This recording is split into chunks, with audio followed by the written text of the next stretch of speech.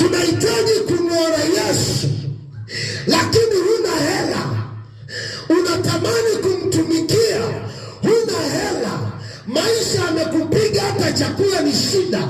Kuna wakati baada ya kuanza kuomba kwa ajili ya ufalme wa Mungu kuenea, unaanza kuomba ugali. Baba, sina kitu, njaa inaniuma. Unahisi utafika vizuri kwenye huduma? Maana ni lazima uwe na chakula cha kutosha ili usiwe na stress ya chakula. Mungu amekubariki chakula, una pesa za kutosha, unataka kununua chochote kipo, Mungu amekubariki. Kuna wakati unahitaji kusafiri kupeleka injili mahali, ni rahisi kumove kwenda hapo kwa sababu umebarikiwa. Una gari, kuna wakati unaendesha gari lako na kwenda, unajua kabisa ni Bwana amenibariki, siwezi kufikiri kwa habari ya maisha, naanza kutafuta ule hudumuo kwa sababu nina nyenzo.